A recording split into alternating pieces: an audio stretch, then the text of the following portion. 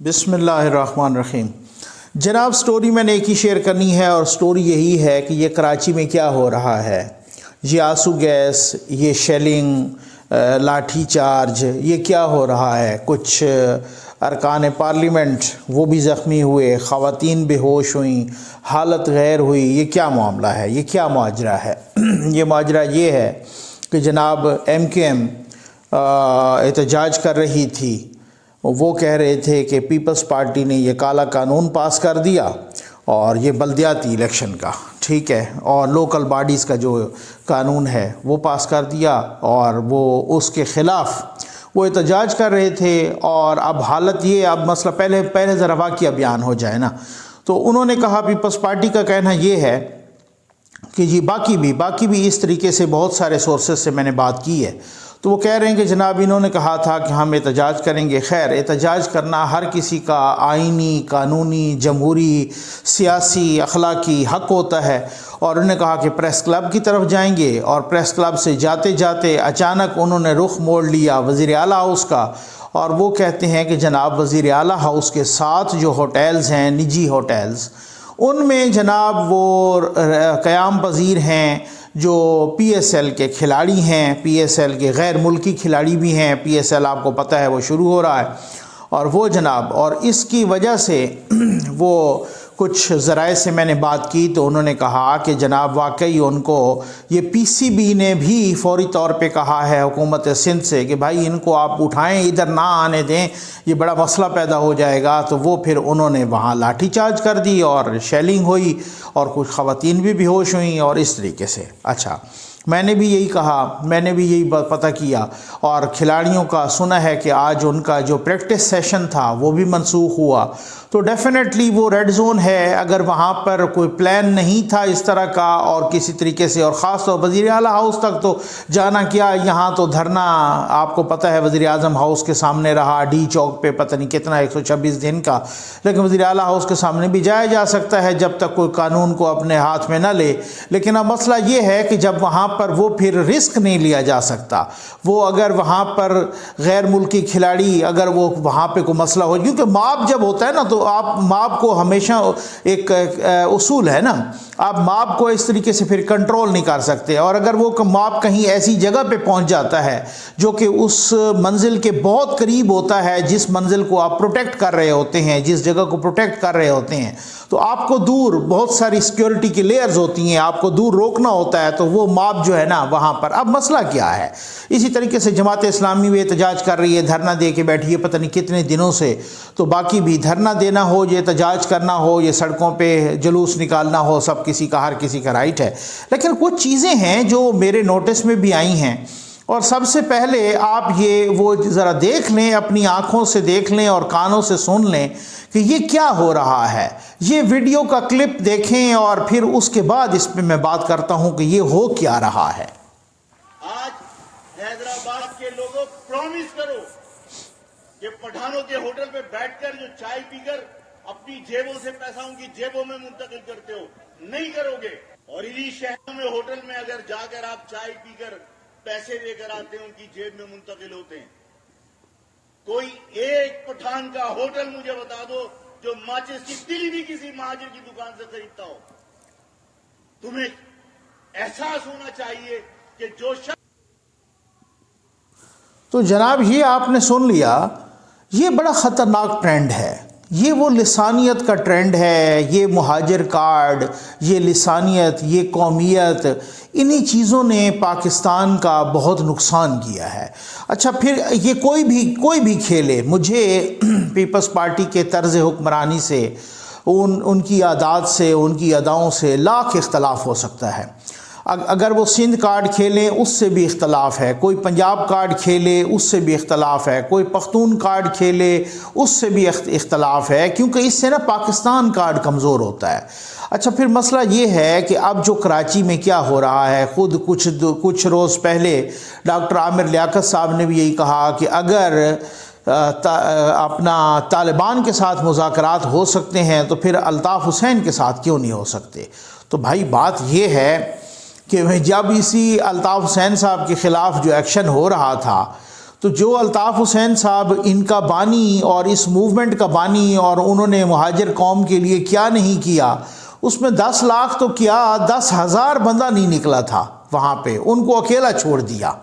तो अब जनाब आप दोबारा, अब मसला ये है कि पता है MKM चूँकि इत्तेहादी है PTI की, मैं किसी भी हर कौम का इंतहाई रिस्पेक्ट करता हूँ, मेरी वीडियोस गवाह हैं मैं, और हर फ़िरके की रिस्पेक्ट करता हूँ, हर कौम की रिस्पेक्ट करता हूँ, हर कौमियत की, हर बरादरी की रिस्पेक्ट करता हूँ। मैं बहुत ही अच्छे मेरे दोस्त हैं, बहुत अच्छे ताल्लुकात हैं उर्दू स्पीकिंग लोगों से, और मैं वहाँ पर 5 साल कराची में रह के भी रिसेंटली आया हूँ, और जनाब उसमें जो है ना मतलब मेरी बहुत अच्छी दोस्तियाँ हैं। तो मतलब मैं बहुत रिस्पेक्ट करता हूँ, बहुत अच्छे लोग हैं, बहुत ज़बरदस्त, मतलब मुझे किसी कौम से या कौमियत से या उससे बरादरी से कोई वो नहीं है, किसी कम्युनिटी से। लेकिन अब बात यह है कि किसी कम्युनिटी के जज्बात को इस तरीके से भड़काना, और उन जज्बात के भड़काने में पाकिस्तानियत भी कुचल रही हो और उसको भी इस तरीके से वो करना।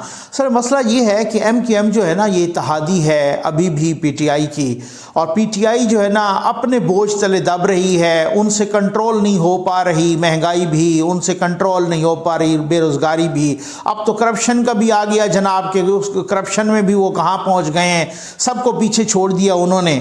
तो अब दिन ब दिन ना ये प्रेशर डेवलप होता जा रहा है कि यार इंतखाबात कल होते हैं या परसों होते हैं या जब भी होते हैं, इस बोझ से कैसे निकलें, क्योंकि लोग तो यही कहेंगे, अच्छा उनके जो मद्दे मुकाबले आएंगे, चाहे वो पीपल्स पार्टी हो, चाहे वो जमात इस्लामी हो, चाहे कोई और जमात हो, चाहे वो नून लीग हो, वो तो कहेंगे जनाब ये तो उनके इत्तेहादी हैं, ये तो ये खुद भी जिम्मेदार है। और आप कैसे बरी ज़िम्मा हो सकते हैं कि जब आप उनके मीटिंग्स में शामिल हैं, जब आप उनकी काबीना में शामिल हैं, जब आप उनके फैसलों में शामिल हैं, पार्लियामेंट्री फॉर्म ऑफ गवर्नमेंट जो होती है या कैबिनेट फॉर्म ऑफ गवर्नमेंट, वो किसी एक की जिम्मेदारी नहीं, वो एक कलेक्टिव जिम्मेदारी होती है। तो आप क्रेडिट भी लेंगे और आप डिस्क्रेडिट भी लेंगे, और अनफॉर्चुनेटली वो जो डिस्क्रेडिट है उसका शेयर बहुत ज़्यादा हो गया है और वो आपको भुगतना पड़ेगा, और आप उससे बचना चाह रहे हैं। क्योंकि आप अगर वहां पर PTI को वोट नहीं मिलेगा तो फिर खदशा ये है कि फिर MKM को भी वोट नहीं मिलेगा, कारकर्दगी की बुनियाद पे तो नहीं मिलेगा। वो कहेंगे जी आपने क्या किया, आप उनके साथ खड़े रहे। एक तो ये है चक्कर कि वो निकलना भी चाह रहे हैं कि कब ग्रीन सिग्नल आता है या कब ये मामलात फाइनल होते हैं अपोजिशन के अपनी पार्टियों के कि हम भी निकलें और जान छुड़वाएं। और MKM का बहुत सारा ये वतीरा भी है कि वो आम तौर पर आखिरी महीनों में वो अपने कंधों से बोझ उतारते हैं और हुकूमत से निकल जाते हैं कोई ना कोई के बहाना बना के।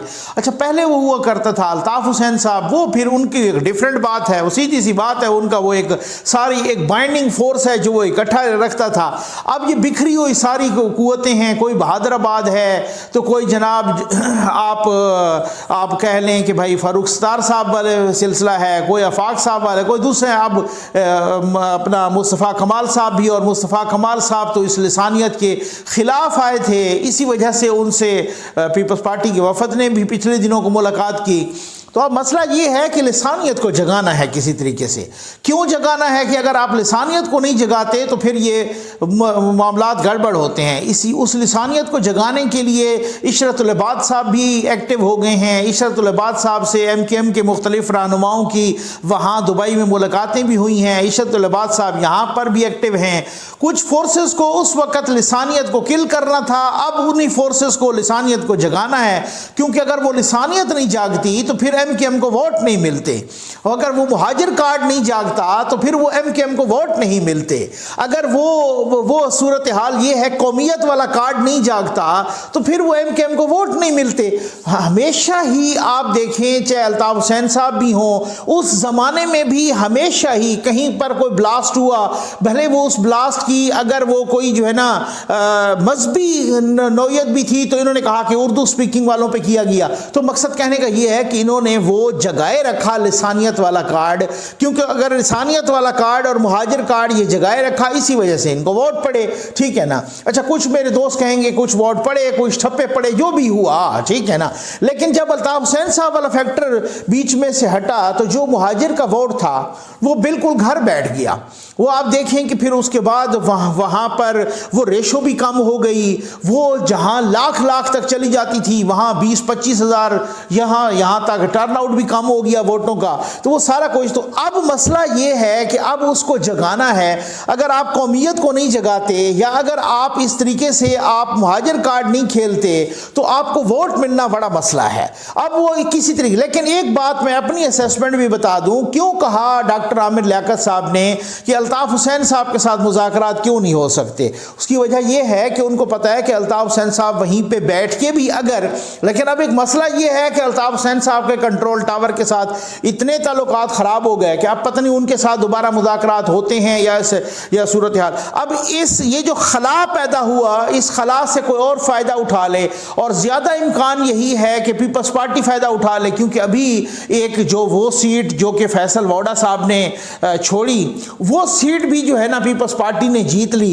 बहुत बड़ा एक यूँ समझ लें कि मैं समझता हूँ कि ये एक, आप इसको अनएक्सपेक्टेड कह लें, आप इसके बहुत सारों के लिए जो है ना एक अनहोनी कह लें, कुछ भी कह लें, तो बहुत तो उन्होंने एक, तो अब वो भी इसी पोजीशन में तो कह रहे हैं कि जो खला पैदा हुआ, वो जो नाउमीदी पैदा हुई इनसे, उससे फ़ायदा कोई और ले लें, इससे पहले हम वो मुहाजिर कार्ड दोबारा जगाएं, हम वो लिसानियत वाला कार्ड दोबारा जगाएं। तो भाई वो लिसानियत वाला कार्ड जगाने की भी मुख्तलिफ तरीके हैं। आप अपनी कौम से मोहब्बत करें, आपको किसी ने नहीं रोका। आप अपनी कौम की तारीफ़ें करें, अपनी कौम को, अपनी कौमियत को, कम्युनिटी को अपनी तरफ उनका रुख करवाएं, अपनी तरफ वोटों के लिए अपनी तरफ उनको मनसूब करवाएं, अपनी तरफ रुख करवाएं, अपनी तरफ कशिश करवाएं, सब कुछ जायज़ है।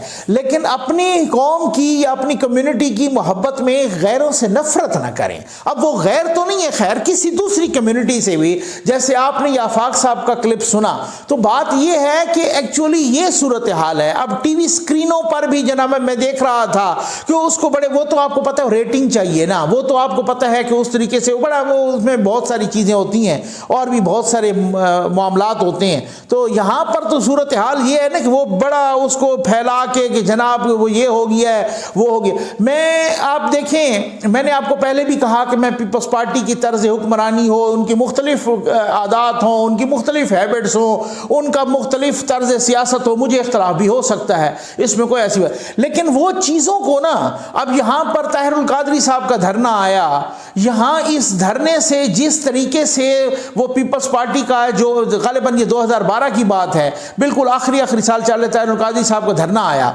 उस धरने से किस तरीके से दोस्ताना अंदाज में उन्होंने निपटा, एक मुआहिदा किया, उनको वापस रवाना किया। हालांकि हमें ये लग रहा था कि ये कहीं कोई वायलेंट हो जाएगा सिलसिला, कहीं पर कोई मामला, तो उन्होंने बड़ा इस तरीके से ना अमीकेबली उसको हल किया। तो उनमें ये है कि वो बिल्कुल इस चीज़ को बहुत हद तक जो है ना इसको वो हल करते हैं। जब बलोचिस्तान में ये हुआ, क्वेटा में, आपको पता है वो हज़ारा बरादरी, उन्होंने वो वज़ीर आला अपना फारिग कर दिया था।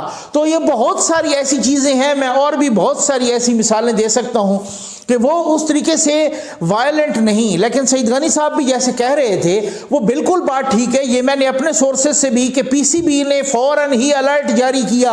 पीसीबी ने कहा कि जनाब कि ये इस तरीके से हुकूमत सिंध को कि ये ख्याल करें कि ऐसा ना हो पाकिस्तान की बदनामी हो जाए, ये गैर मुल्की खिलाड़ी यहाँ पर रह रहे हैं, और आप अगर प्रेस क्लब जा रहे हैं तो आप इत्मीनान से जाएँ, लेकिन आप अगर वज़ीर आला हाउस जाएँ और वज़ीर आला हाउस से मुंसलिक जो है ना, अगर कोई होटल है या कोई सामने है या बिल्कुल से हम दीवार है या इस तरीके से अगर कोई है सिलसिला, तो वहां तो बहुत बड़ा फिर रिस्क है ना। इसी वजह से तो वो आज कह रहे हैं कि प्रैक्टिस सेशन भी उनको कैंसिल करना पड़ा, और वहां पे वो तो बहुत सेंसिटिविटी होती है ना।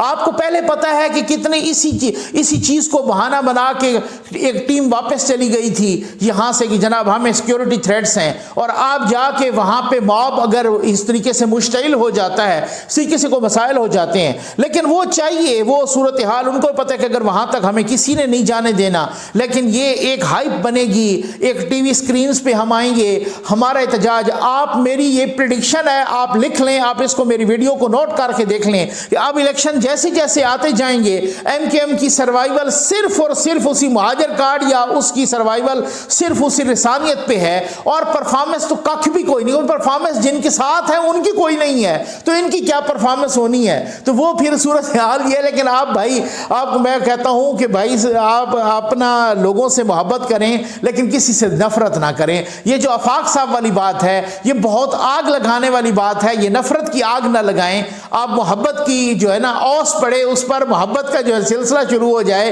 एक मोहब्बत प्यार की शमा जलाएं लेकिन आग ना जलाएं नफरत की। इस चीज़ को अवॉइड करना चाहिए। मैं तमाम को कह रहा हूं, चाहे वो कोई भी हो। आपको याद होगा कि पिछले दौर में जब 2013 से 2018 ये धरने हुए तो खटक साहब जब आने लगे, परवेज खटक साहब, तो उन्होंने, खटक साहब हालांकि बड़े धीमे मिजाज के हैं, लेकिन उन्होंने भी वहाँ पे नौशेरा में और उसने कहा कि ये जो पंजाबी जनाब ये पख्तूनों को मार रहे हैं और इस तरीके की बातें की थी। तो ये जो बातें हैं ना अपने सियासी मफादात के लिए, ये आग ना भड़काएं खुदा के लिए। उम्मीद है आपको वीडियो पसंद आई होगी। आपका बहुत बहुत शुक्रिया।